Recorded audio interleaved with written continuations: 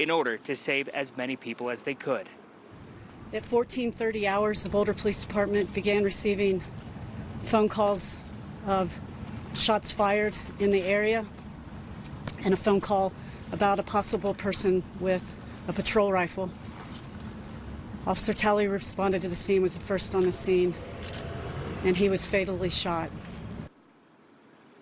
Now, as soon as they get in touch with all of the victims' families, authorities say they will be releasing the names of the victims. And once we have those names, we're hoping to tell their stories. Authorities also have not released the name of the suspected shooter. We're hoping to get some more information and clarity on exactly, maybe even possibly a motive into this mass shooting here in Colorado during that press conference that's coming up next hour. Bill? Jeff, thank you. Jeff Paul on the ground there in Boulder, Colorado. Homer Talley is the father of Eric Talley, the police officer. Just want to read you a bit of the statement that he put out. His son joined the force at age 40. We mentioned that a moment ago. So he's been on the force 11 years. He was looking for a job to keep him off the front line. So he was trying to learn how to operate a drone. Because, in the words of his father, he did not want to put his family through something like this, and that he believed in Jesus Christ. That's the statement that was given by the father. This gentleman, a father of 7, the youngest being 7 years old, and the oldest in 20. Boulder, Colorado. A lot of grief there for that family today. We'll move on to another story. We'll get back to that in a moment. The Biden administration still insists that the situation at the border is not a crisis, as the White House faces growing calls for transparency. The few images we are getting show crowded, makeshift conditions at a facility in Texas. The cover of the New York Post calling them Biden's cages. We'll speak to former Customs and Border Protection Press Secretary Corey Schiermeyer on the media blackout in just a moment. But first to Steve Harrigan reporting live from Weslaco, Texas. Hope I got that right. Hi, Steve. Dana, new images coming out from that temporary facility set up in Donna, Texas, for unaccompanied youth migrants. The pictures have disturbed many by signs of overcrowding. There's stills and video. As many as 600 unaccompanied youth a day crossing over the border illegally from Mexico. And some former border officials are saying that the Biden administration's effort to be compassionate is backfiring. For this administration to say they're acting compassionately, no. You are empowering the criminal cartels to smuggle the most vulnerable people in dangerous situations. People are going to die. Women are going to be sexually assaulted. There's no compassion in this plan at all. In this region, in McAllen, the Customs and Border Protection Service has announced that they have detained several large groups over the past 72 hours. These are groups of families, women, unaccompanied minors. One group 145, another 118, another 108. These large groups, one agent said, just passing brazenly across the border. No attempt at concealment. Real concerns, too, about COVID-19 when dealing with such large groups in close quarters. The migrants from Honduras, Guatemala, Nicaragua, and Mexico. And here we are getting ready today for a ride-along patrol with Texas Department of Public Safety. The governor, Abbott, has extended his Operation Lone Star. They're trying to deal with illegal elements that cross the border. We hope to be on a gunboat today going up and down the Rio Grande to try and see their efforts in action today. Dana, back to you. All right, Steve, thank you. So the White House facing a lot of questions now as reporters demand access to processing facilities at the border. Here's what Jen Psaki said yesterday when asked about the lack of transparency. When will reporters be allowed to tour facilities holding children who cross the southern border? We are working to finalize details, and I hope to have an update in the coming days. We certainly want to make sure that the media has access to these sites. Schiermeyer. Yeah, Corey Schiermeyer is the former Customs and Border Protection Press Secretary, and good day to you. Wow, democracy dies in darkness, right? I mean, this was your job a few years ago. You took reporters up and down the border. Give us a sense as to what we are not seeing now. Thank you, Bill. Yes, I did. There were a number of tours that we would set up for media, especially ride-alongs. So it seems that the state of Texas is now kind of taking on what the Border Patrol did under previous administrations. So we would do multiple ride-alongs so that you could see the folks that were coming across, that we're seeing mostly that are turning themselves over, the unaccompanied alien children, unaccompanied minors, I should say, and then family units. But what we're not seeing are those single adults and the many adults that are trying to evade the Border Patrol. And I know one of your reporters, Griff Jenkins, was with me one day down on the border, and we did see that. So not only did we get to see what everyone is talking about today with the unaccompanied minors and the family units, but we saw the folks that are the most concerning, and those are the people that are really trying to evade the Border Patrol. They're trying to get into the country without being processed and stay. And that I think, when we're focused on one and you say, oh, it's just families, or oh, it's just children, you're drawing your focus away from real concerns. And those concerns are the single adults that are trying to run and evade Border Patrol, and also the cartels that are sending decoys, the family units, so that they can also then push through drugs. Corey, in the Trump administration, did you ever have a hard time convincing the powers that be that reporters needed to have this kind of access? And second question, what do you think of the excuse from the current administration that COVID is a reason they can't have reporters go into facilities? Well, I think under COVID right now, if you look at those facilities, there is nothing safe about any, COVID protections in any of those facilities right now. So they're okay with putting our agents at risk and putting migrants at risk, but they're not okay with saying, okay, we'll push through limited numbers of media through, even just a pool group of media would be okay. I know that getting into the processing facilities themselves are much more difficult because there are legal and police activity taking place in those facilities. But the holding facilities that Congressman Cuellar sent pictures of, those are the types of facilities that we did try and at least get cameras through periodically. Now, ride-alongs, that was always something, we did those pretty much on a daily basis, sometimes more than once on a daily basis. You're pulling away maybe one or two agents to be able to do that. So they may be saying, well, we can't pull those agents away. We have to have them processing. But I think that they're really losing, and they're really falling behind the 8 ball here, because Congressman Cuellar's delivering the message. Senator Cornyn is delivering the message. The state of Texas is delivering the message. And there's no one really from Border Patrol or the White House or DHS that is able to really explain what is going on in the border right now and put it into their own words for the media and help drive that why that do you messaging think, that they want to Corey, hear. why have they found themselves in this circumstance? Well, I think when you say that, okay, the border is closed, well, the border is not closed. Maybe the ports of entry are closed to processing asylum seekers right now, but crossing illegally is not closed. And we're seeing that because they're sending the message that if you're a minor, or really if you're a family unit, we're just going to process you and put you into the middle of the country and,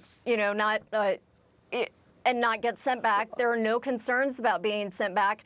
And even though you're saying don't come right now, that's not the pictures that they're seeing. That's not what they're hearing from their family members. That's not what they're hearing from friends that are in the United States. And those messages are much stronger than any kind of message of saying, oh, just don't come, because as we all know, actions speak much louder than words.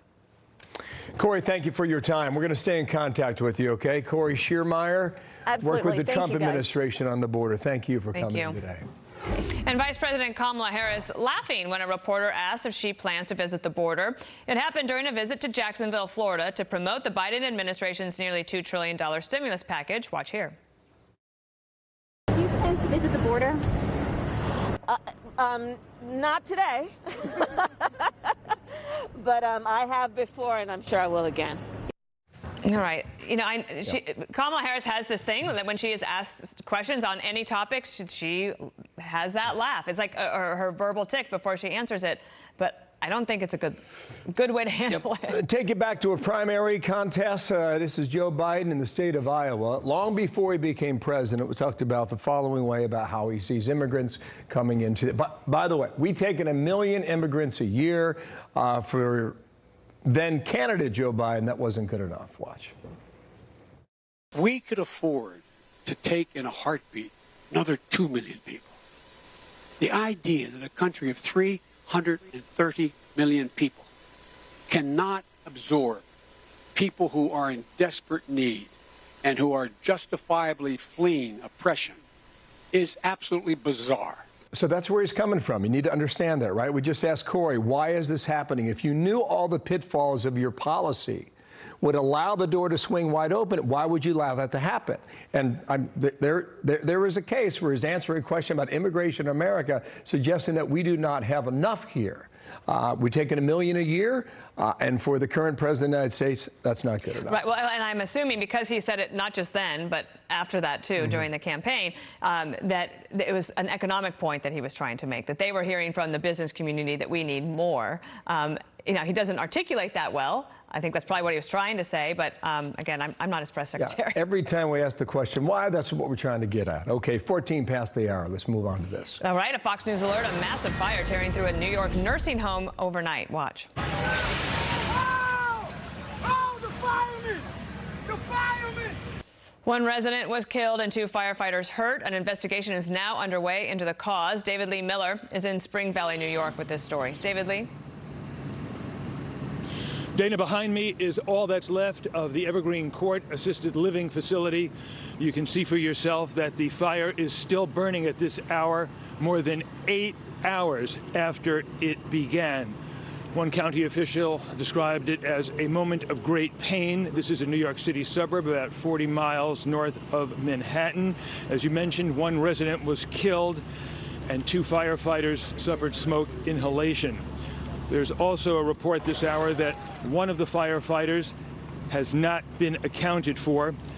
To give you some idea how bad this fire was, in addition to the pictures you're looking at, 23 out of the 27 volunteer fire departments in Rockland County, New York, showed up to fight this blaze. More than 100 firefighters. That missing firefighter, we are told, came from the local fire department here, and that he was on the 3rd floor when parts of the building began to collapse. He was trying to rescue residents. He issued a Mayday call. He was from the Spring Valley Fire Department. Listen more now to what officials had to say about the unaccounted for firefighter. The Mayday was answered. However, with the extent of the fire, the volume of fire, the conditions were just too unbearable, where firefighters went in and they just could not locate the firefighter, and they had to back out. And at this hour, we are told a mini excavator is being brought in to try and locate the missing firefighter. We are told that there were 133 residents in this building. As we said at the outset, one of them has died. They are still searching to make sure that there are no other fatalities. We are told that the building had a partial sprinkler system, but as for the cause of this blaze, that is still under investigation. The county executive here, speaking about the firefighters, Dana, said that in their moment of pain, they found their moment of heroism. Dana. David Lee, thank you. Going through COVID and now that. 16 past, President Biden goes to Ohio today. Amid controversy, the feds are telling the states how they can spend that stimulus money, and it's a lot of money. The AG is suing the administration. He's going to make his case in a moment. We'll talk to him live here. Dana? Plus, Democrats are getting ready to push a $3 trillion infrastructure spending spree with a wish list of items that have nothing to do with roads and bridges. This on top of the $2 trillion stimulus bill that just passed. We'll take a look at who pays for all the spending. Also on the blue map, the blue wall, check it out. A deep dive into the vaccination effort. Who is crushing whom, we ask? The answer might surprise you. It's coming up next. Stand by. U.S. health officials raising concerns about trial results of the AstraZeneca vaccine. They say the initial tests may have contained outdated data, which gave scientists an incomplete view of the efficacy.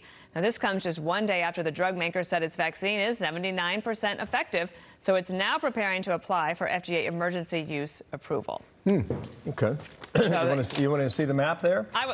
Every Tuesday we do this deal here, right? Okay, come on over here. Map day Tuesday. Best day. Map day Tuesday. I like best day. No, Thursday's best day. That's true. Because it's that close to Friday, right? So here we are, as of yesterday, March 22nd. Focus on 3 numbers. A lot of numbers coming at you. Population 31 million. Got it all. Blah blah blah blah. Vaccinated, which means 1 shot, at least 1 shot, maybe 2. We're at 25%. Fully vaccinated, it means you're good. J&J 1 shot or 2 shots Moderna, Pfizer. We're at almost 13%. Administered shots across the country, that's 126 million jabs. It's a good number, okay? Dana, I'll take you back 4 weeks ago, so watch this. March 22, March 16th, March 9, March 2, and this is on February 23rd, this is where we were. At 13%, at least one shot, fully vaccinated 6%. Just watch this, right, okay? Come a month later, current as of today, you're almost at 25%, fully vaccinated 13. Really good numbers, and they're only going to go higher. Now we've been looking at which states are the most efficient. Yeah, who's crushing it? Well, we talk a lot about Alaska, okay? As of today, New Mexico's crushing it. In terms of efficiency, state of New Mexico, 19.6% fully vaccinated. Comparison point nationally, you're at 12.8. So New Mexico's really, really doing well. One thing to watch now, okay? These numbers are going to change, and dramatically, too. The more and more we get these shots out there, those numbers are going to pop up in places like this. These are the states that you're at least 16 years or older. As of this week, you can register. You can pop in. Come here. Now, this is anyone age 50 or older. As of this week, these are the states that will allow vaccinations there. Ohio's at 40, however. Indiana's at 40. High population states. Yeah, Connecticut at 45, so this is plus 50. Show you one more here while I got a minute here. This is vaccinations to anyone age 16 plus, either starting now or over the next 5 weeks. That's a lot of America right now, okay? So when we get eventually to, come on, mama, to the 1st of May, again, these numbers here are going to change yet. But I'm going to pop over here. These are really impressive numbers down there. 126 million, at least a jab in the U.S. And helping people feel more confident, getting back to work, hugging those grandkids. Yes, all of that good stuff. Like it. Tons of good stuff. I love the map day. Tuesday map day. President Biden heads to Ohio this afternoon to play up his $1.9 trillion COVID stimulus plan, which includes billions in aid for state and local governments. But our next guest is suing the Biden administration over a provision that stipulates the relief funds cannot be used for a tax cut. Ohio Attorney General Dave Yost, a Republican, joins us now. So when you first heard about this, Dave, officials in your state say, wait a second, that doesn't sound right? Yeah, look, if this mandate towards state tax policy stands, there is no such thing as federalism anymore. Right. And we're just being run out of Washington, D.C. Treasury says states are free to make policy decisions to cut taxes. They just cannot use the pandemic relief funds to pay for those tax cuts. Now, you're worried about flexibility. If you take the money, you can and cannot do certain things. What do you say to the Treasury that's suggesting that that interpretation is not accurate? Well, for starters, the Supreme Court says you're only allowed to attach strings. This is more like ropes, and it's closer to the Obamacare mandate to expand Medicaid. And you'll recall that the Supreme Court, in a 7-2 vote, said that's coercive. This is exactly the same kind of thing. They're trying to drive state tax policy. That policy does not belong to the federal government. It belongs to 50 individual states, our laboratories of democracy. So with Treasury saying that, oh, wait, I think you're misinterpreting this, like it's actually not a problem, no big deal, would that lead you to want to withdraw your lawsuit or proceed so that you can try to make sure? Well, first of all, the federal government seems to be quite adept at changing their mind instantly on anything from the Keystone Pipeline to Title X. So the fact that one politician who may not even be there next year is saying this is what the law means doesn't give me much comfort. But frankly, beyond that, I can read. I went to law school, and this statute provision is very broad. And I frankly don't agree that the Treasury is as limited as the Secretary claimed in her statement. Dave, I want you to listen to the mayor of Cincinnati, John Cranley. He's a Democrat. This is what he told us on our program just last week. This is our money coming back to us, and we will actually put that money back in infrastructure, and we're going to provide some relief to small businesses and restaurants locally who have suffered, from social distancing. He went on to talk about roads and bridges, which, you know, I think the town probably needs it, frankly, but I don't know if it comes under this bill. Talked a little bit about COVID. What can you use this money for then, Dave? It's a big bill, and there's quite a few. It's pretty wide open, frankly. It's interesting that among all of the things that don't have limitations, the one thing the federal government wanted to do was to limit what states can do and local governments can do with policies, with their tax policy. Look at Warren County. They're running a $50 million surplus. So what are they supposed to do? Right. Just make up things to spend it on? But sending it back to Washington, if you're trying to avoid wasting tax dollars, the worst thing you can do is leave stimulus money back in Washington, because it's not going to go back to the Treasury. They'll spend it. They'll spend it, that's for sure. Dave, thank you so much. We'll stay in touch. Thanks. Thank you, Dave. Thank you. South Dakota lawmakers passing a ban on transgender athletes and playing girls' sports. Governor Kristi Noem said she was excited to sign it, but has now changed her mind. She'll explain why that's the case in a moment. Plus, the infrastructure bill that goes way beyond the roads and bridges. It's tragic. 10 people were going about their day, living their lives, not bothering anybody. A police officer who was performing his duties and with great courage and heroism. 7 children, I understand. It's tragic. It's tragic. Is gun legislation more of a priority? It certainly is tragic. That's Kamala Harris. She's at a swearing in there for one of the new administration officials. Bill, we do expect an update from police in about an hour from Boulder, Colorado. They've given us no information on the killer.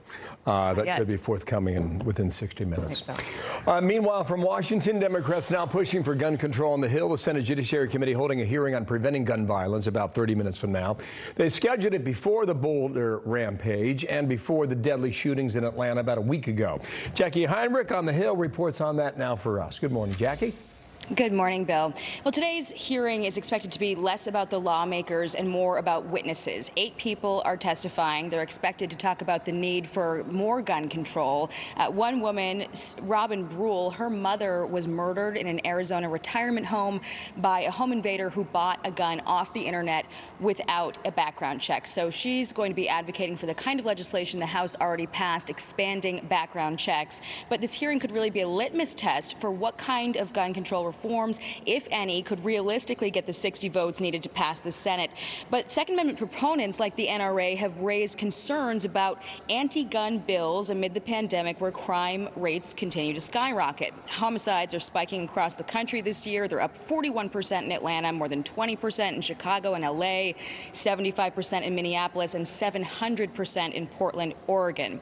Now, NCIS data shows background check applications for firearms purchases are also on track to eclipse years past, with more than 7 million by February, outpacing the 39 million in 2020. But gun control advocates are citing statistics from the Department of Justice. More than 14,000 defendants were charged with firearms-related crimes last year. Firearms were used in more than 70% of the nation's murders and nearly 40% of robberies. This president has a track record of fighting against the NRA and beating them, and we need to make sure that we have sensible gun regulations in this country to ensure safety. And so we need action, not just words and prayers. So Amnesty International USA is just one of many groups pushing for a specific outcome out of this hearing. They're hoping for more support for assault weapons bans and also a block for people who've been convicted of a hate crime to own or possess a weapon. Bill. Thank you, Jackie. Watching that on the Hill. Jackie Heinrich, thank you. On the heels of his $1.9 trillion COVID relief bill, President Biden is now preparing his next big spending plan, and this one expected to cost $3 trillion, because why not? The bill will focus on developing the country's infrastructure, but it's already filled with progressive pet projects like funding to fight climate change and providing free tuition for community college students, which, look, they argue on the merits. We'll see. Marianne Marsh, principal of the Dewey Square Group, and Colin Reed, former aide to Chris Christie, joining me now. Colin, we don't have a ton of details, but a few things I'll put up here on the board. You know, that $400 billion we showed you, the universal pre-kindergarten, free community college tuition, all of those things are in it. So not a lot of details, but we know the price tag, which apparently was not just a trial balloon, $3 trillion. $3 trillion on top of the $2 trillion that was just spent in. I mean, these numbers are real. They're staggering. And Republicans, as the opposition party right now, really need to draw a line in the sand, refine their fiscal conservatism voices, and make people understand the consequences of all this spending. The bill is eventually going to come due. The tab is going to be really high, and Republicans need to make sure that the consequences are laid out so this bill doesn't pass as easily as the stimulus bill passed, and there is a political price to pay for all these pet projects that are being pushed through Congress right now. But you also said, Colin, I know that you've mentioned that the loudest voice against this right now is actually one of President Obama's former staffers. Yeah, that's right. Larry Summers is the one out there raising the red flag on inflation and talking about the consequence. Look, Republicans, one of the advantages of being in the minority is you get to be the opposition voice. But to do that, you have to unify, find a message, and present an alternative vision so that when the midterms come around, voters have a reason to vote out the party in charge. And right now, it's just a disjointed message, and the Republicans better wake up and find their voice before it's too late. Now, Marianne, the Republicans did do that after Obamacare was passed back in 2010, and that led to big losses for the Democrats in that midterm election. On the merits, I'm assuming you're thinking this is a good idea, but tell me about the politics of it. Well, I think the politics of 2022 are very different than they were in 2010. And you can see it by the circumstances we face. You need to go big or go home with these problems. The pandemic is all consuming. Its consequences are too. Yes, you can call this infrastructure bill, and we'll finally have infrastructure week, but it's really an economic development bill because all the elements in it are inextricably linked. And that's what really matters here. It's not only going to spur the economy, it's also going to address so many of the inequities that the pandemic laid bare in these last few months that have been ignored for decades. And if we're going to move forward and move our country ahead and get out of this pandemic and back on our feet, then we need to do this. And one last point. The Republicans always scream about deficit spending when they're out of power. But when they're in power, they give tax cuts galore and bust the deficit every single time. Democrats come in like the guy in the parade behind the elephant with a broom trying to clean up every single time. I get the visual, and I see your point. And Colin, you know, what you're trying to say, I think, as well, is that when a party loses the White House, it takes them a while to find their footing, right? So everyone's trying to figure out who's going to be the leader, who's going to message. But to your point, there is not a cohesive message coming from the Republicans on this. And maybe it's because they don't know what they're for. No, and that's right, but you don't have to be for anything. You just have to be against what's being pushed forward now. And then that gets you to the midterm elections. You hopefully have some wins there. And then your presidential candidates come in after that, and they put forward the vision of what the Republican Party is for. But in order to do that, you have to regain some sort of relevance, some sort of power. And right now, as you guys have been talking about, things are getting better. The right track, wrong track is going in the right direction after a really long time. The economy's doing better. Joe Biden and the Democrats are going to get credit for that because of the stimulus. It's not all because of the stimulus, but if people are feeling good because of it, it's not as though political gravity in the midterms is just going to take its course. Republicans need to wake up and find a message soon. Not that I'm trying to get to 2022 already. I'm not. Taking it day by day. Marianne and Colin, thank you. So where are the House Democrats, the moderates in the House? Maybe we hear from them, maybe we don't. They did kind of speak up about this Iowa contested election this week. Well, not only that, but so are Democrats there are some Democrats who are in very tight races, who've won very narrowly, who are now saying to Nancy Pelosi, maybe we should just allow this to be. What did you say? 2 trillion, 3 trillion, just another day in D.C., right? Right? I mean, that's a lot of zeros. Can't wait till you try to put that number on the board, and you're like, you're going to run out of room on the board. We're going to have to do it up here instead. We don't have a calculator. Advisor to President Trump, KT, good morning to you. Saw your piece at FoxNews.com. Make your case. How's this going to go? The Chinese came to Alaska and they basically laid out the Cold War 2.0. They came with an agenda, and their agenda was to say the rules-based international order that's governed the world for the last 70 years is no more. China thinks it's the dominant world power, or soon will be, and it's not about to make any concessions. And they've backed that up, Bill, by now, as you point out, meeting with the North Koreans and with the Russians. That's their new alliance. Okay, so a lot of people, we've seen that alliance in the past. But guys like Larry Kudlow is giving this administration credit because they believe they are sticking by and large to the plan, to the agenda that the Trump administration set up toward China. Do you agree with that?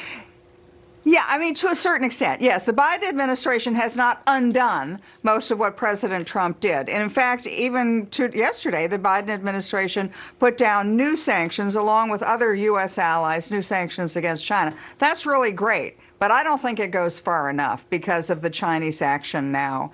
I think that we need to go another step. What's that step? Well, number one, make sure we continue defense spending. Number two, really push for technological superiority, whether that means U.S. investment, STEM education in the United States, to push to continue to maintain it, but then to safeguard it. And then finally, to build up alliances that are not just talking about how bad China is, but taking real steps. I think there's a possibility of making a new NATO-like alliance, security alliance, between the United States, Japan, Australia, and most importantly, India. Very interesting. What's that front? You were listening to our last segment about spending trillions. How's that going to go when the Chinese own that money? Hey, look, what nobody's paid any attention to is that the Chinese are the largest foreign debt holder of American debt. Okay, so who are we borrowing that money from? Well, we borrow it from each other, but we borrow it from the Chinese. And the Chinese know that. It was something we discussed during the Trump administration. This is like taking a mortgage out on your house, and your mortgage holder is your biggest competitor and potential enemy. You know you can't pay that mortgage back. And what happens if your enemy decides to call in the mortgage? You know, I'm not comfortable with China having the mortgage on my house. Yeah. I think you'd find agreement there. KT, it's nice to see you. KT McFarland, goodpiece.com. Thanks for coming in. We will speak again very soon. Great point about the trillions, Thanks, right? Bill. Trillions. Right. You bet. Another reason that people should pay attention to the money, but it's hard to do. And there's a lot going on. I get it. But someone's got to figure it out. And we will do that here for everybody. We hope. And we will use your board to make sure everyone understands it. I want to move on to this. A recovery due in part to massive government stimulus. It is March 23rd on the calendar. That was the low last year. But you also have Treasury Secretary and the Fed coming out and saying, if you got a problem, America, financially, we've got your back. And so the dip did not last nearly as long as it could have or it might have. So we sprung up off of that. So March 23rd, that is. All right, mark it down. Mark it down in the calendar. The Chicago suburb of Evanston, Illinois, will become the first city to pay reparations to black residents for past discrimination and the lingering effects of slavery. The plan starts off by distributing a total of $400,000 to eligible black households. Mike Tobin is live in Chicago to explain how this is all going to work. Hi, Mike. Hi, Dana. Proponents say this is the first time the United States is moving in the right direction with the first program wearing the label reparations. It is described as reparations for discriminatory housing policies in inaction by the city of Evanston, as you mentioned, a Chicago suburb.